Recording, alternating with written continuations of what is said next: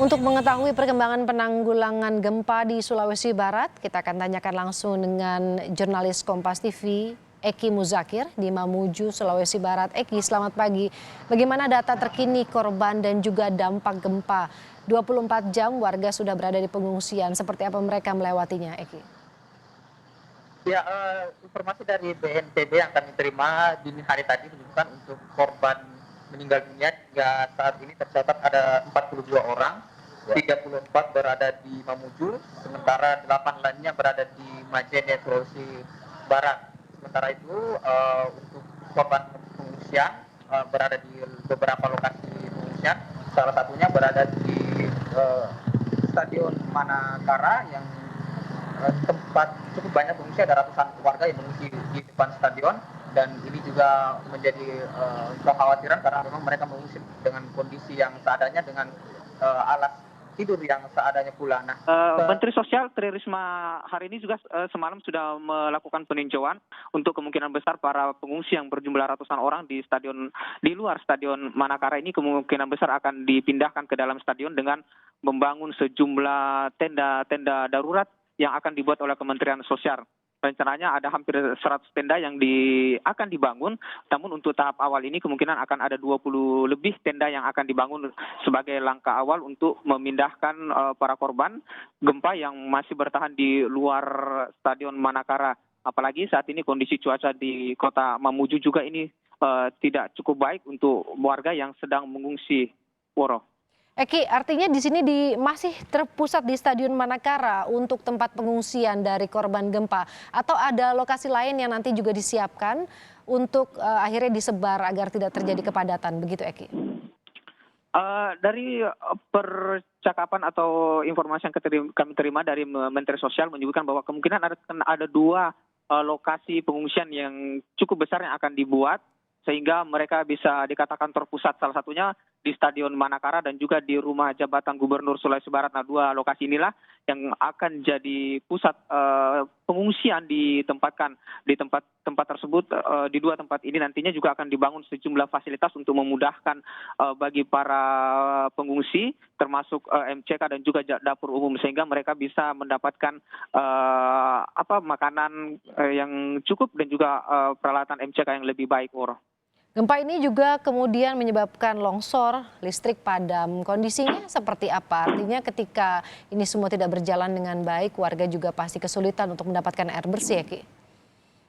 Ya, hingga pagi ini atau hampir lebih dari 24 jam setelah gempa yang terjadi pada Jumat dini hari tadi, listrik beberapa titik di kota Mamuju bisa dikatakan belum sepenuhnya pulih, atau mungkin sebagian besar kota Mamuju ini listriknya belum pulih. Beberapa instansi itu menggunakan genset untuk melakukan penerangan, terutama di posko-posko pengungsian. Ini menggunakan genset milik pribadi maupun bantuan yang diterima dari Kementerian Sosial.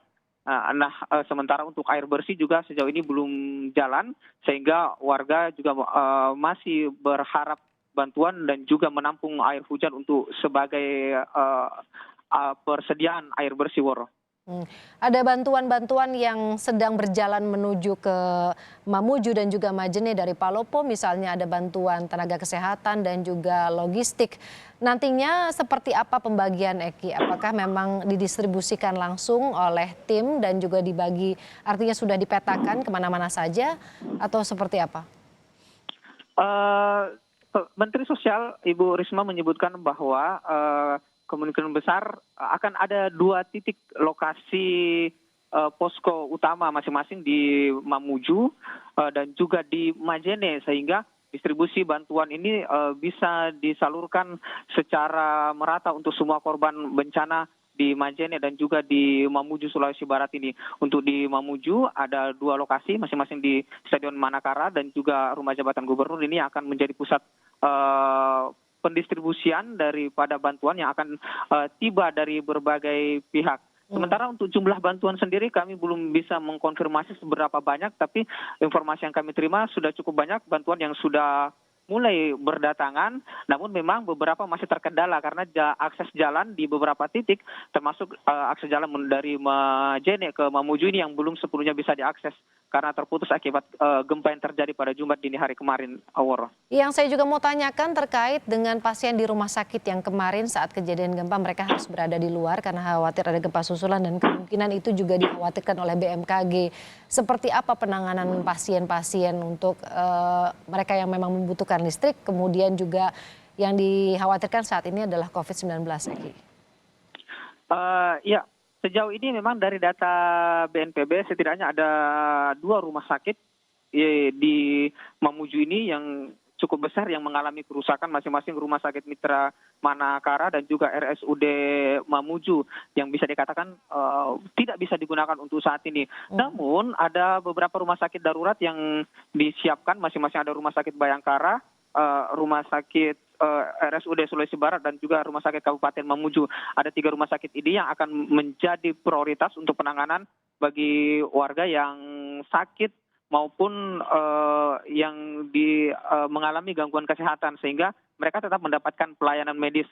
Sementara itu untuk penanganan COVID-19 yang kini juga tidak bisa dilupakan meskipun berada di daerah bencana seperti di Mamuju ini, Kementerian Sosial rencananya akan membangun tenda darurat yang bisa meminimalisir penularan. Jadi mereka membangun tenda darurat dengan penerapan protokol kesehatan sehingga warga yang akan berada di tenda-tenda darurat nanti diungsikan ke tempat itu untuk bisa hidup lebih nyaman sementara dan juga terhindar dari COVID-19, Woro. Jadi antisipasi sudah dilakukan untuk kemudian juga bisa menekan penyebaran meskipun kondisinya sedang seperti itu. Jadi secara keseluruhan, Eki, apa yang saat ini paling dibutuhkan oleh warga selain tadi mungkin karena listrik belum berjalan dengan semestinya, artinya kemudian juga air juga masih bermasalah, apalagi, Eki?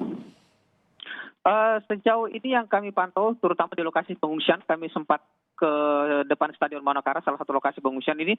Memang MCK ini belum ada di tempat itu. Ini juga menjadi salah satu kendala yang terjadi di lokasi pengungsian di Mamuju, Sulawesi Barat ini. Namun Kementerian Sosial memastikan akan segera mengirimkan MCK agar mereka bisa mendapatkan akses layanan MCK yang lebih baik karena selama ini mereka mengadak atau menggunakan MCK ala kadarnya dan mereka hidup di lokasi pengungsian dengan kondisi yang seadanya, Woro.